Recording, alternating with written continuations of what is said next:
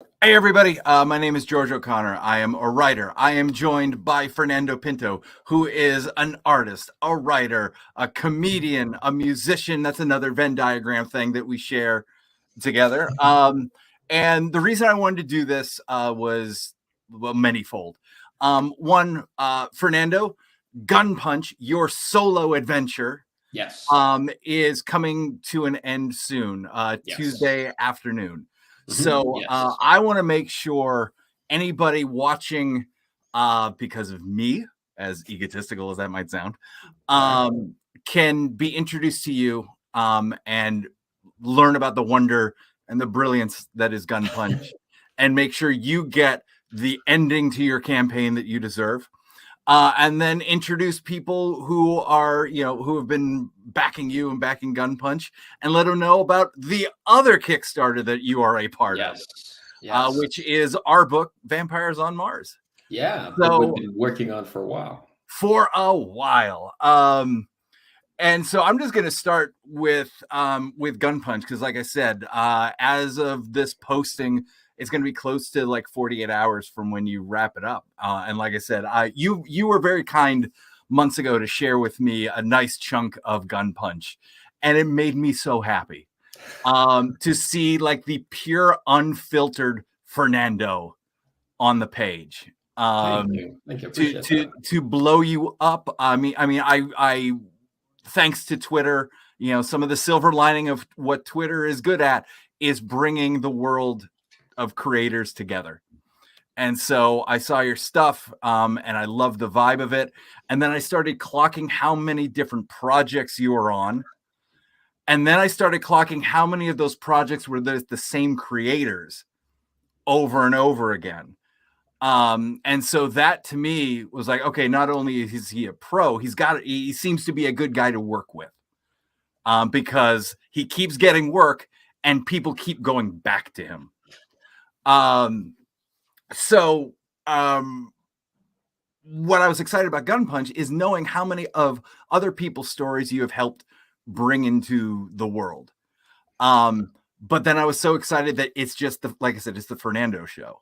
Right. So let's let the people know if they don't know about Gunpunch. Okay. Let's do the story, the log line, the All right, cool. Basically, Gunpunch is a sci-fi action comedy about a guy named Evan who has the worst day in his life. He loses his job, loses his girlfriend, and then he meets up with this mysterious girl at a bar. And he passes out, and the next day he wakes up being the chosen one to save Earth from an alien invasion. That's and but the thing is, like he gets all these powers, right? He doesn't know how or what the relationship with the girl that he met or whatever, but he also sucks at being a superhero and gets beat up a lot. So it's somewhat my comic book way of making an allegory about adult life. We oh just my have to deal with stuff, and hopefully what I wanted to do with the book is just make a comic with all the stuff that I love about comics, which is action, humor, colorful characters, and just put it all together in a blender with my sense of humor and just hope people like it. So yeah. I mean, it's one of the things that jumped off of Twitter and then working with you and reading Gunpunch and stuff like that. Your stuff just is electric. It jumps off the page. The energy like is in every frame. And I think what Gunpunch does really well is it shows the best of what you do, which is, like I said, that sci-fi action energy is there on every page. But you also nail the quieter moments, like the close-ups tell their own story, right? It's not just a face. You put emotion and energy into those quiet moments where it's the best part of art is when you can take away the words and you can still follow the story. Oh yeah, I appreciate that, man. Yeah, I mean, like emotion and movement and just energy is like every piece of art that I've been attracted to, I think has an element of that. Like my favorite artists are now like realistic photo reference artists. Like I like if you're making a comic, make it a comic. You know what I mean? Just like try to get as much energy out of it and as much movement as you can from the static page. And the guys that do that well are the guys that I really respond to. So all my career has been trying to emulate that stuff, whether it's conscious or unconscious. So yeah, man, I appreciate that it comes through, because it's number one in my list of priorities of what I want to achieve with whatever I draw. So I mean, it screams through. It absolutely screams through. So I'm always curious on, you know, everybody's origin story. So who were those people that inspired you to, you know, maybe pick up a pencil, but then as you were refining it, you know, kind of, I'm always curious, like, it's always like who got you into the thing you were into. But when we've been doing it a while, you find people along the way that shape your style and your taste. So I'm curious, who inspired you in the beginning, who kind of became your North Stars as you started to really become a professional at this, and who are you digging now? Okay, so that's a long question. It is a long I'll try to not be too boring about it. Okay, well, so when I was growing up, it was comic strips. Like before my teenage years, I was really into like Peanuts and Garfield and all that stuff. That it was very simple styles of drawing, but very you could see a lot of emotion and like different facial characteristics with very little information. So I think that went into my DNA pretty early on. And then when I got really into comics, when in my teenage years, I was really into Joe Madureira, Jeff Matsuda, Mike Mignola.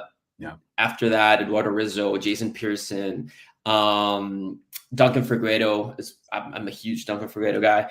And then as I've gotten older, it's been Daniel Warren Johnson, and it's been Kim Young-ji, and but I've also really gotten into, I guess it's somewhat of a full circle to guys with a really indies sensibility. Like I'm a huge David Lapham guy. I love Stray Bullets. I love Evan Dorkin. Milk and Cheese is like one of my favorite all-time comics.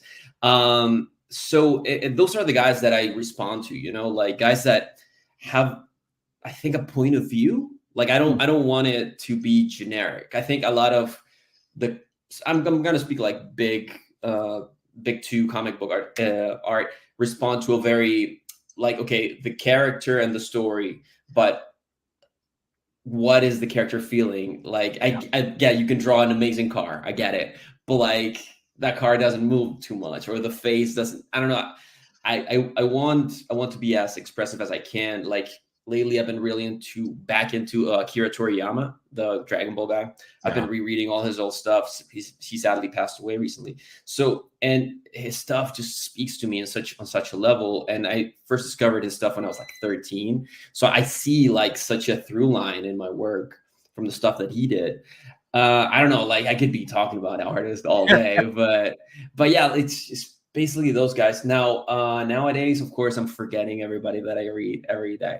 But like I said, Daniel Warren Johnson, I think is one of the most amazing artists. And he's also like a writer artist. Like he has he's very emotional. Like he'll get you in your feelings, you know, which is, I think that's something I admire, because I don't think I'm as good as that. Like I'll go for the punchline and the humor, and there'll be like human characters, but this guy like gets you in the feeling. Like I'm not a wrestling guy, but I read Do a Power Bomb, and I'm like, oh, you know what I mean? So do a power bomb. I mean, I don't want to spoil anything, because like even though it might be a few years old, like it's still amazing. There was one, you know, there's one last page reveal, in like maybe the second or third issue, that legitimately, you know, stopped me. I know what you're talking about. Stopped me in my tracks. And I think, yes, he and also super nice guy. So, you know, that ability, right? Like that ability to be all, you know, sci-fi, but still like sneak in those heart punches. And apparently he's like super fast when he draws, which is like just upsetting, you know? Like, like why? No, it's not fair, dude. No, especially like if you follow him on Twitter, Instagram, or whatever, and watch some of his commissions that he does. You know, I've seen some of his stuff. I'm like, so wait, what did the guy ask for? It's like, oh, he just wanted Darth Vader. And this, you know, this tiny Darth Vader, there's an army around him. It's a 25 chapter story.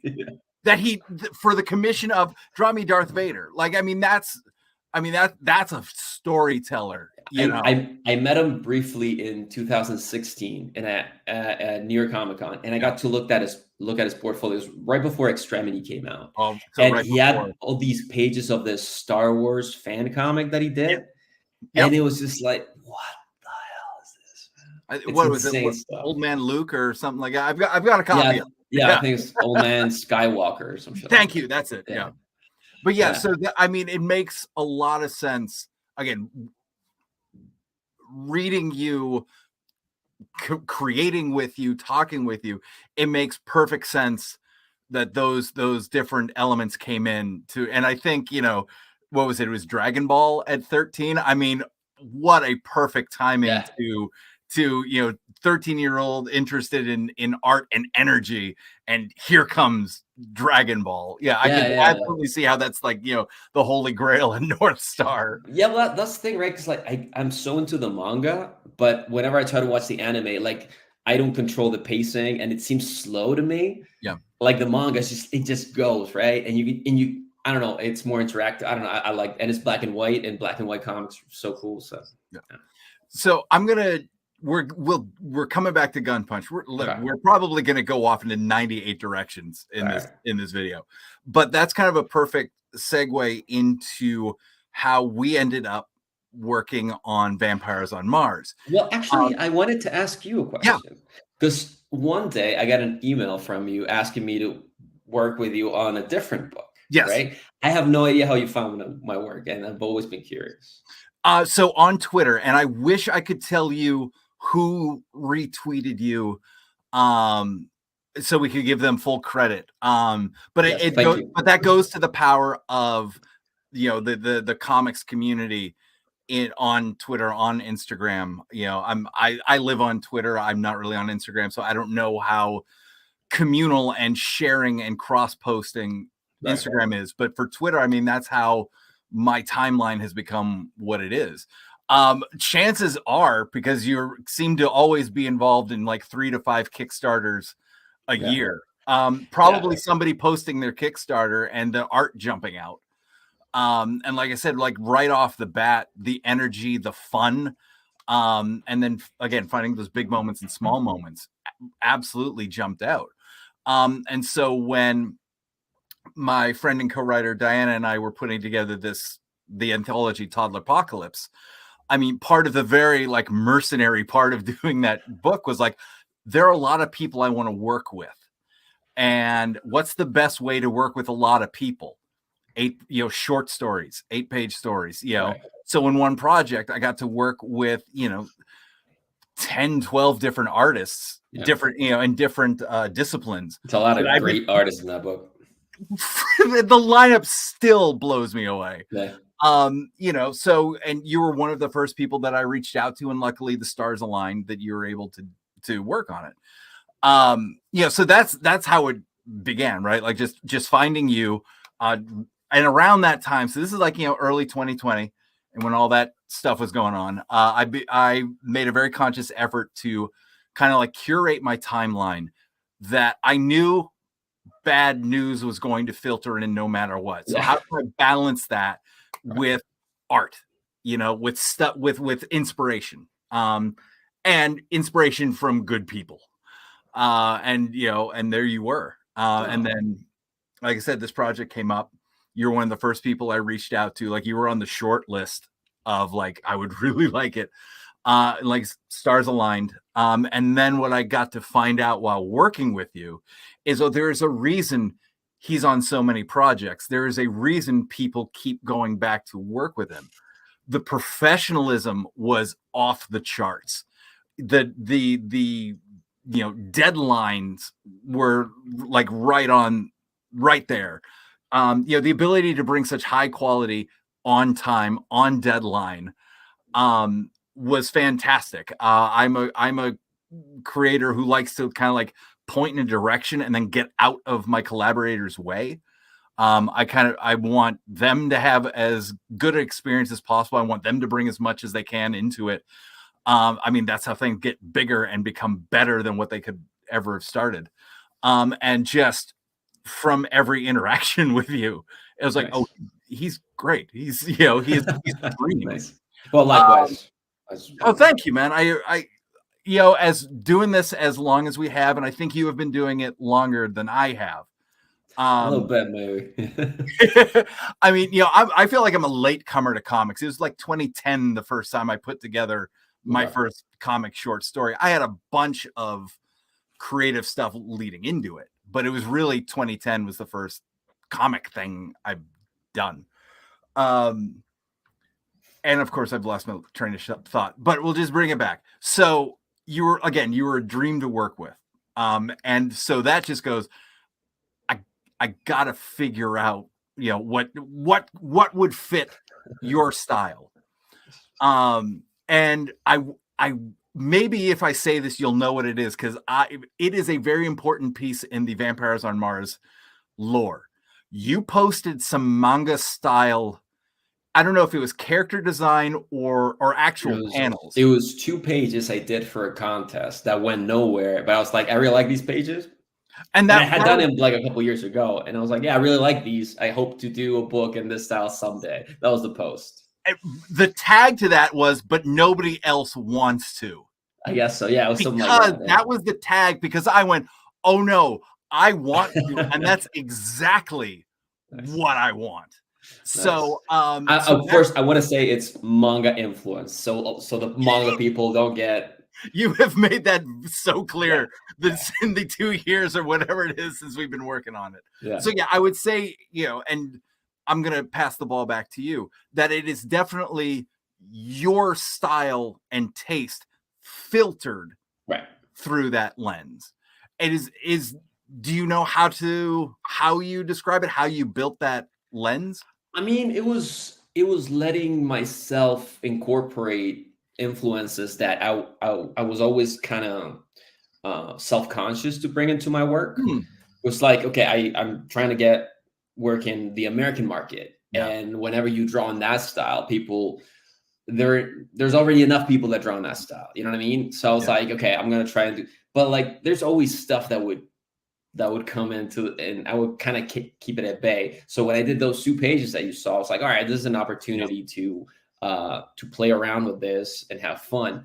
And then it came to pass that you liked that stuff and you were interested in working like that. So I was like, all right, let's give this a shot, Yeah, and just as you're talking about it, I figured, bring up some of the work, some of the preview pages. And I mean, just on here, I think this panel where they're face to face, I love the use of your action lines that are just keeping things moving. The wonderful acting between, the concern and the over the top goofiness, and then we bring in, a little more the femme fatale kind of shows up. And, just that choice of to give her the full panel, you got to present the character, right? Yes. And then, just introducing it, the ability, on this page, just trying to, how quickly can we introduce a character and, oh, I know who that is. Right. So 2 lines and then this design and everything. Like I said, just kind of going through, finding all the different layers in each page. And then, ultimately we get into the action where I think kind of that's influence of yours is coming through. With the page you just went by, that's not the final version of the colors. No. So, I was just. I mean, I was going to keep it internal, but all right. we'll update this. We'll update all this. Right. And then just this big ending, where again we kind of play this whole thing of from goofy to sci-fi to over the top to like every now and then it's like, oh, this is dipping our toes into horror. And like, I mean, I love drawing these pages, but like the color that Ellie put on them, and the letters that Justin did. I mean, it's such a nice package. I feel very fortunate to be part of this. So not only because I keep working with you and it's amazing, but like the team you put together is just like, wow, this is great. I mean, again, we can give it all thanks to that Toddler Apocalypse anthology. Ellie and Justin were 2 people that I had been watching forever. You know, Ellie definitely, like every time she would post something, I was like, man, I want to work with her. Great colors too. You know, yeah, Ellie Wright, our colorist, our Ringo nominated colorist. Yeah. And then She won, I think. Hmm? Didn't she win? She won. She won Best Newcomer at the Ringos last year. Well. Yeah, and I was watching that live when she won that, and I was like, "That's awesome." And then Justin, Justin was the sole letterer on Toddler Apocalypse, and again, beyond being a professional, how he took 6 different artists, 4 different colorists, and tied the entire book together, right, with his lettering. So again, you know, beyond being a pro, that level of artistry, you know, that he brings to it, you know, it was the dream team. I think it was probably New York Comic Con 2022 was when kind of like everybody officially came on board. Yes. When we met in person. Yes. Yeah. So bringing it back to Gunpunch, you know, again, comedy is definitely one of the reasons your ability to weave comedy into the story seamlessly and make it fit was one of the things that, you know, jumped out for me. And I knew I wanted that to play an element in Vampires, and it plays a very big role in Gunpunch. So I'm curious, you know, if it's a different list of artists that you draw comedic inspiration from, or also knowing that you do stand up as well. You know, just give me the comedic background. Well, I mean, I'm very into things that are hard to monetize. So yeah. So I've played in bands, I do my own music, I do stand up, and just like, I guess, and I've heard this many times, creative people are not just creative in one field. Usually we try to do different things. So I mean, comedy has always been, I don't like it when things are too serious, and that's in life, that's everywhere. I think comedy is so important, and it's so neglected in its respect. Like, I think people don't know how much comedy is a part of their lives. You know what I mean? And I've had this crusade that I want to make funny comic books from day one, because the comic industry, and I'm not going to name any books specifically, but they've told me a lot of books are hilarious. And then I read them and I don't find them hilarious. So, and this is me being a hipster or whatever you want to call me. Yeah. But I wanted to make a comic that I found funny the way that I think a funny comic could work, at least in my mind. You know what I mean? But still have enough action and comic book stuff that would bring people in, and maybe I can just slip the comedy in. You know what I mean? But that's always been my thing. I mean, as a creator and as a funny comic book creator, my favorite all time is Evan Dorkin. I think that dude is hilarious. I really enjoy when Scotty Young does comedy. I think he's a great, and he's also a guy that can write comedy, and then he can write like really deep emotional stuff. Like if you've read, I know you've read Middle West because we talked about it at some point.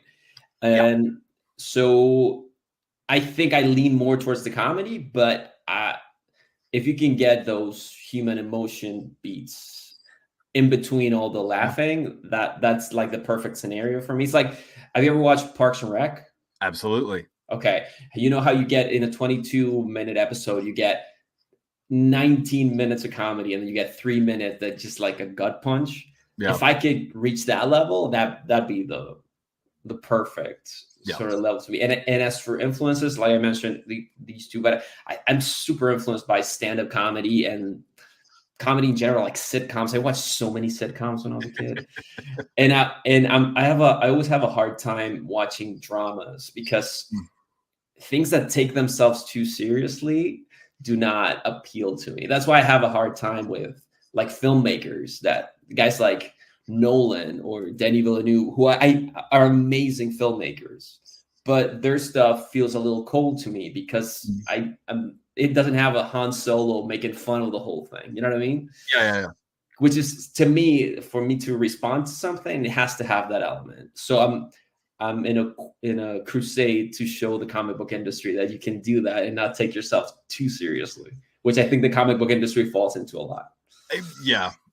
Is there any of that stand-up comedy skill set that you find crosses over into whether it's the solo artistry of making the page or just collaboration in general?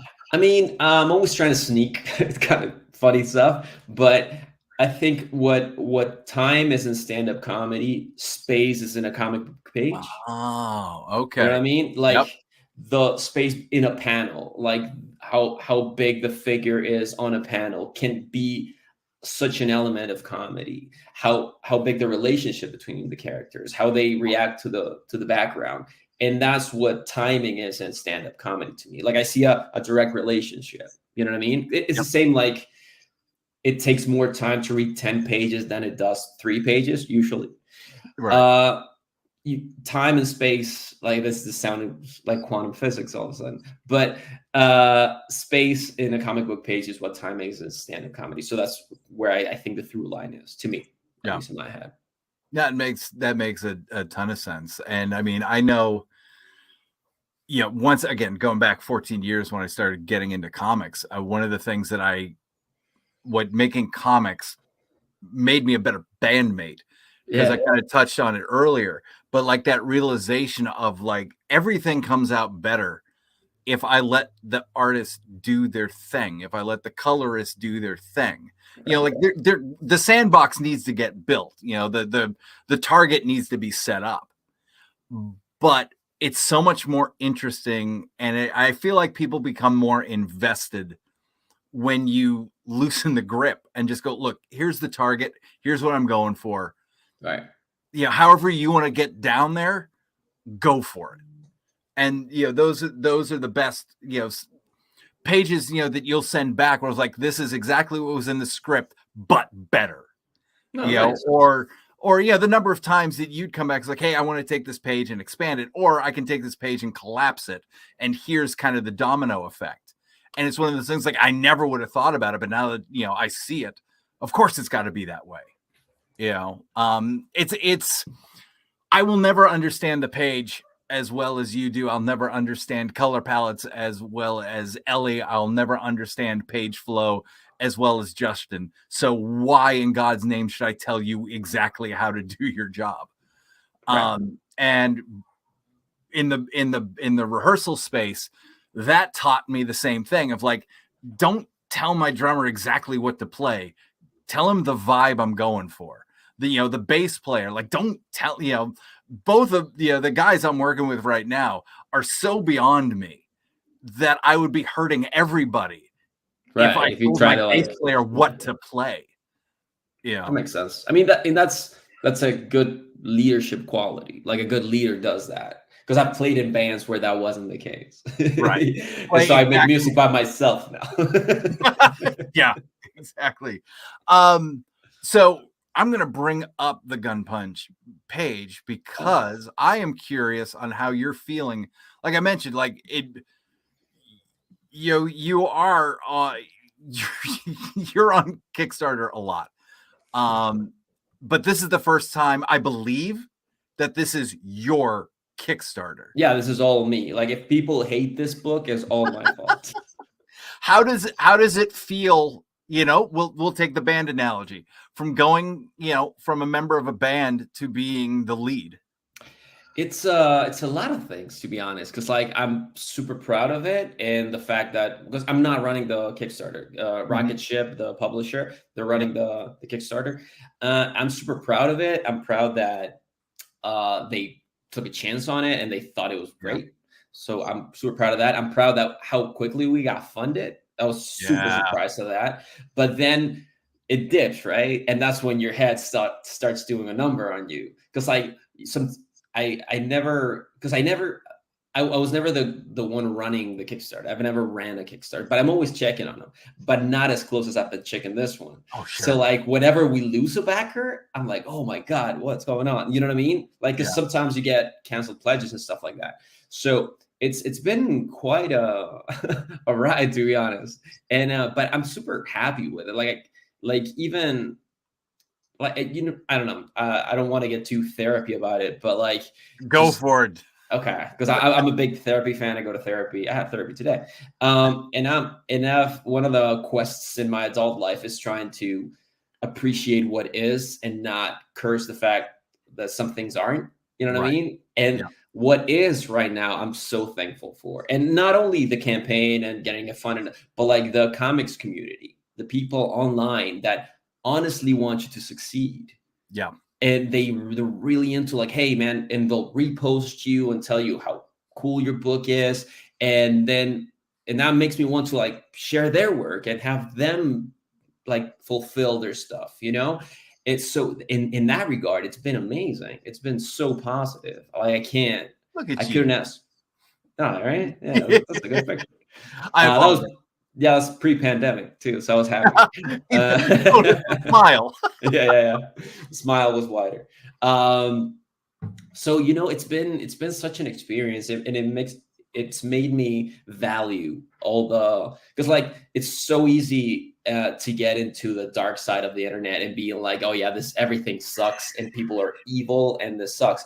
Yeah. But there are these pockets of people that if they vibe with what you're doing, they'll totally support you. Like, without people I've never met, people I don't know if I'll ever meet, that repost everything I put about the campaign, and I'll repost their stuff.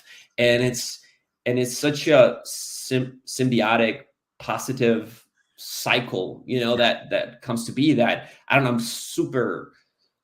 I guess I'm a little surprised by it because I'm used to the Mm, internet being shitty.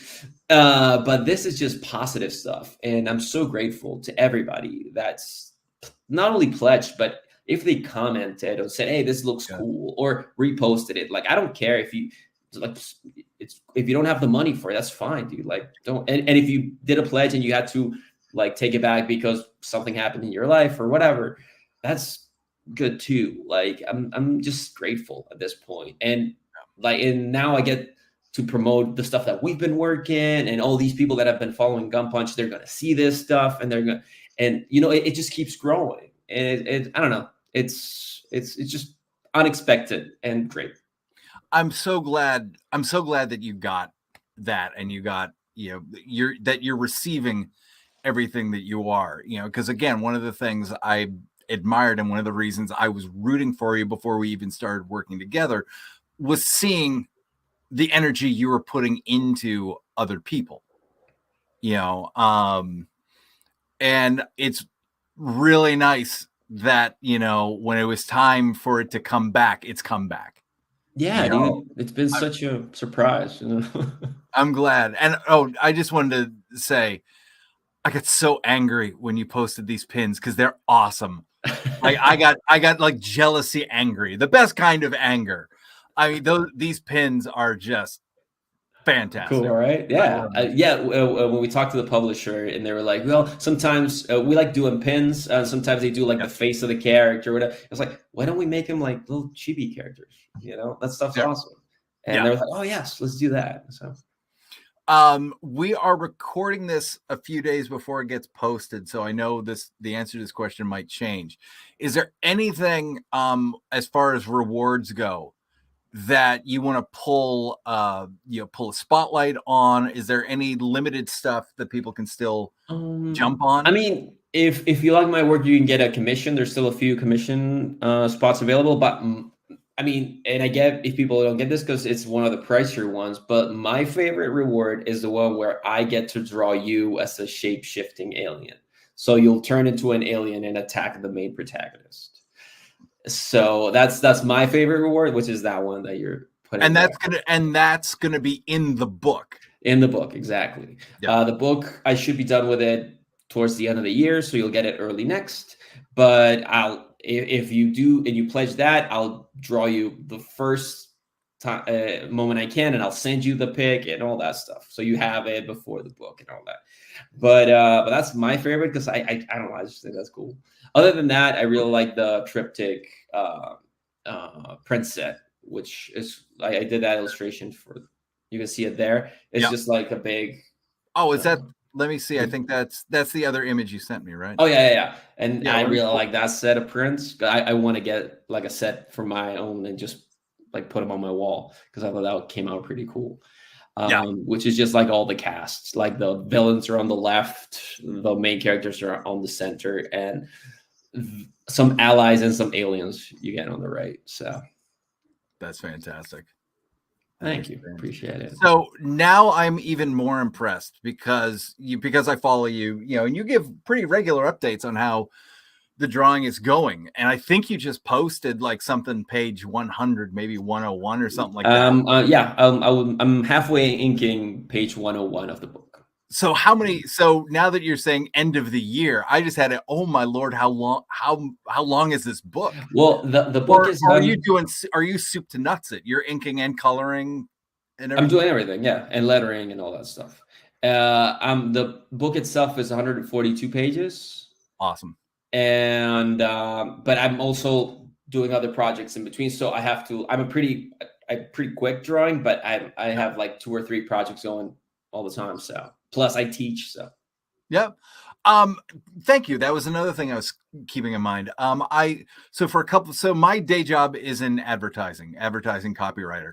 And for 2 years I taught at Boston University. I taught advertising at Boston University and kind of like saw how important that was for me to like remember things about the business that I've been doing for 15 years. But, when you kind of get into that, you get further into your career, you move away from those building blocks. And I found teaching was a great way to reconnect with those important building blocks. How has teaching impacted you? I mean, it just keeps you sharp. It keeps you like, because you have to be able to verbalize everything that you do or you know how to do, which is an exercise that I learned as I taught. I've been teaching for years now. But also like you learn so much when you teach because kids come to you with different stuff that you've never seen, right? Like from different new softwares that they used to draw, or, oh, I love this illustrator and you've never seen this guy's work or this girl's work. And you're like, oh my God, I got to check this out. And so it's, it keeps you pretty sharp. Like I don't teach as much as I used to because I have a lot of comic book work. So I'm only teaching 2 days a week, but it's fun, man. And it's cool. It's very, like I worked in advertising as well for years. I did storyboards for commercials. Okay. Yeah. Yeah. Storyboards and like concept art and stuff like that. I did art direction at some point and it was great pay, but it was never as rewarding as seeing a kid that didn't draw shit when you began the semester. And then by the end of the semester, he draws a little bit better. Like the little delta thing. It's amazingly like gratifying. You know what I mean? So, and it also, it forces you to, and this is beside the comic book stuff, it forces you to be so empathetic because you get to meet so many people from so many different walks of life that have the living situations that you've never seen in your life. And empathizing with that, I think, has made me a better person. You know what I mean? Yeah. So it's good. It's just tiring as hell. and I'm not too old, but I'm getting older than I was. So I'm like, no, seeing somebody like level up during the course of a semester, which is pretty short. Yeah. Yeah, definitely. Was a plus, and seeing them get excited about a course that maybe they weren't, you're like, look, I got to take this course, but presenting it in a way that can get them involved and make them feel creative. Right. Yeah. And then to your empathy point, I think one of what I'm hoping is kind of a, I don't know, a cheat code or superpower or something like that. My son's 14 years old. You know, a 14-year-old in 2024 is a completely different beast than anything I have ever lived. And so just watching him go through the world, whether it's, you know, consuming media, what's he attracted to, how's he finding stuff and all of that, and not judge it. Just like, look, this is his world and how he and his group is going through it. So let's just take it at face value and just watch and learn from that. And hopefully, you know, hopefully that stays off the old man yelling at clouds back in my day riffs and Well, oh, cliches. dude, it's so easy to fall into that. Yeah. It's so easy. And like like again, teaching and being in contact with younger people, I mean, it takes me out of that like pretty consistently. Yeah. Yeah. Yeah. It's just, yeah, it's realizing that it wasn't necessarily better back in our day. And I mean, I think we've even had conversations where, like, I think we're maybe 10 or 15 years separated, but there's a difference in that 10 or 15 years. Definitely. You know, and it's not better or worse. It's just different, you know, right? And like, and there's stuff that, I mean, we get. I'll speak for my generation. I'm 41, so I'm an early millennial. But we wax nostalgic about fucking Blockbuster Video. You know what I mean? And be like, oh, you went there and you got one movie for the weekend, and it was the best. Was it? Like, I loved it, and I have all these amazing memories of that. But like, if you had it today, you would hate it. You know what I mean? So it's like, you just want to feel the way you felt then. It's not the actual thing. And people can't grasp that. I don't know. To get specific, the one I go to is, and let me know if I got this wrong, big fan of Linkin Park. Oh yeah, I love Linkin Park. Okay. Yeah. I am old enough that Linkin Park and that genre of music was killing the metal, of course, that I was playing. Those so my lived experience is this new metal shit. They play on one finger, it's Ultra D. So I've seen you and other people of that, you know, who were 13 at the right time. Exactly. You know, and side tangent real quick, because we're talking about, you know, things that hit you when you're 13. X-Men 97. Were you in that zone, or I was too old. You were too old. Okay. I was too old for Saturday morning cartoons. Makes sense. That's all. My first brush with superheroes on a regular basis was the X-Men cartoon, and I loved it as a kid. Now I only rewatched a couple episodes a few years back, and I didn't love it because I was like, this is old. and if I see people talking about the show now, and it's like, this is amazing, and they're killing it, and I'll say my opinion. I hope this doesn't hurt either Kickstarter to people out there. I still love you, and I really like that you enjoy it. I think it looks amazing, the remake. The art and the animation is amazing. I feel that it sounds like a 92, like a 97 show. And if that's your thing, that's amazing. And I'm happy for you. To me, I just think it looks cool, and I still watch it. Oh yeah. But I don't get that. Oh my God, this is amazing. I get jealous of, you know, the people who are, you know, just like I like it too, and I'm a fan, and I'm watching it every Wednesday. But there are people consuming it on a different level, and I'm jealous of it. I mean, I'm so happy for them, but you get envious of that joy. Like, I don't feel that. How? So I have mentioned it a couple times, and you alluded to it. I want people to like really actually understand the juggling act that is the Fernando-Verse. So Gunpunch. We're wrapping up the Kickstarter, but Gunpunch is on a front burner for the rest of the year. Yes. Technically speaking, Vampires on Mars is done. Maybe there'll be some things here and there for like Kickstarter rewards, that type of thing. Which reminds me, I'm going to Kickstarter award, I'm going to go off real quick.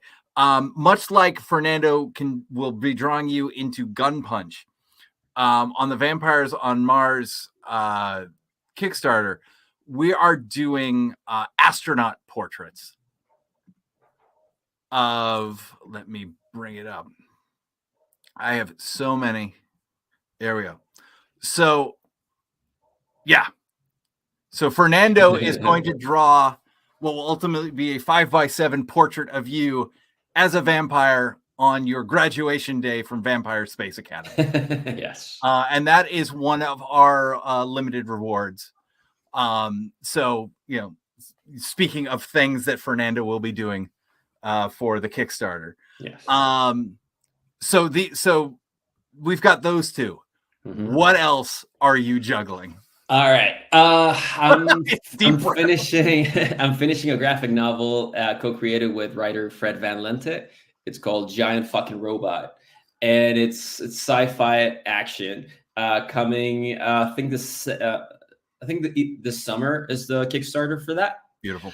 And we have the Kickstarter for the collected edition, the trade paperback of a webtoon series I did with Fred Van Lente and Crystal Skillman called Eat Fighter that came out a couple of years ago. But that book is done, so they're just putting out the trade. I'm finishing Giant Fucking Robot. I'm working on Gunpunch, and I'm still working on Long Ago Far Away, which is the Kickstarter that got funded last year, and that'll be done towards the end of the year. That's fantastic. I think that's for now. I have a couple upcoming things later on, but that's for now. We can't talk about right now. Yeah, I don't know if they'll materialize. That's why I'm not talking about. Fair enough.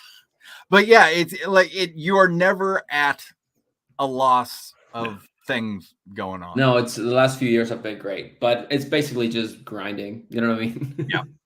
And you know, again, what I want to tell you, but then also just the world. I mean, you're juggling all this stuff, but the quality is there from project to project, page to page, panel to panel. You know, it's whether you can draw fast or not. You wouldn't look at a page and go, you know, and think anything less of it. It's like I said, the quality is there. And again, I mean, I am so thankful that I get to, you know, bask in the glory. Well, I'm thankful you invited me to play, man. All the times we've worked together, I'm really, really thankful. Yeah, it's individually we've been doing this long enough that you really appreciate the connection and professionalism. Like this shit's hard. Yeah. It's flat when everybody is coming with their heart in the right place. It's hard. Yeah. So, you know, finding people who are actively working to not make it as hard as it sometimes can be, like that's special. Yeah. So, you know, so you bringing this wonderful amalgamation of talent, creativity, and just positivity. I appreciate that. And that's why you deserve every spotlight, not only on Gunpunch, but everything that you do. So I hope as we wrap this up, anybody who's not familiar with Fernando, at a minimum, I hope you go check out Gunpunch on Kickstarter. Like I said, I've got a chance to read some of it. I'm beyond thrilled for you. It's everything Fernando loves about comics, and I'm going to guess it's everything you love about comics as well. It's truly an embracing of the medium and the creator. And it's been great watching it grow, and I hope we can help make the last 48 hours something special for you. And then Fernando, the collaborator, I hope you'll check out Vampires on Mars, where he took what could have been just a tongue-in-cheek B horror movie story and brought so much more to it. Again, when it's supposed to be funny, it's funny. When it's supposed to feel something, you feel it. And when it's supposed to be actiony or scary, it's that. And what the magic that is you, that is Fernando, is it's seamless. Like it all works. It all makes sense. Again, I had the good fortune of just opening up, Dropbox link and just giggling like a maniac. Awesome. So yeah, man, thank you so much. And again, if you're watching, you got about 48 hours to grab Gunpunch on Kickstarter. Yes. And Vampires on Mars is about a week into it. And like you had mentioned earlier, we are now kind of into the lull of a campaign. Yeah. So anybody coming along at this point, you are our new favorite backer. Yes. And it's a story that, Fernando's here for a reason. It mixes humor, sci-fi, and horror. And I'm incredibly proud of it. I thank you and, Into the Universe, Ellie and Justin, for bringing it all together, man. Yes, they make us look even better. And I'm not great with compliments, so I'm just going to say thank you. You're welcome. And that's why we're in therapy. Yay. Mental health.